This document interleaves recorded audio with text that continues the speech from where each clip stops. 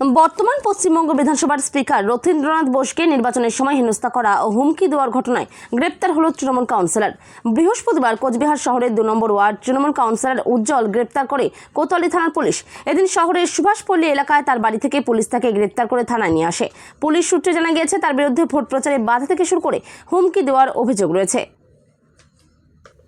যদিও গ্রেপ্তারের বিষয় নিয়ে কোচবিহার জেলা তৃণমূল কংগ্রেসের সহসভাপতি আব্দুল জলিল আহমেদ বলেন, কোন ঘটনায় তাকে গ্রেপ্তার করা হয়েছে এখনো জানা নেই।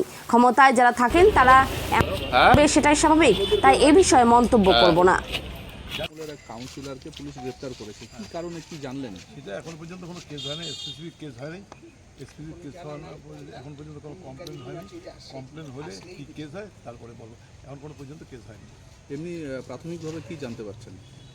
আমার মনে হয় যে সেদিন রথীনকে বিক্ষোভ দেখাচ্ছে, হ্যান্ডসান দেখাচ্ছে, ওইটাই হবে মোস্ট প্রবলি।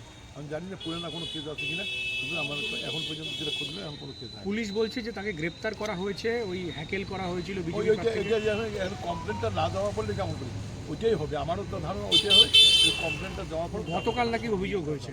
অভিযোগ হ্যাঁ, এখন কেস হয়নি। এরা তো এখন করতে কি কমপ্লেন অ্যারেস্ট করে আনি, কমপ্লেন জমা দিয়ে কোর্টে পাঠাতে হয়। বলছি দাদা, জেলা জুড়েই তৃণমূল নেতৃত্বকে গ্রেপ্তার করা হচ্ছে, এই যে বিষয়টা গ্রেপ্তার করা হচ্ছে কী করছে ভাই, ক্ষমতায় যখন আসে সবাই এরকম করে, ওরা করছে, এটা বলার কিছু নেই।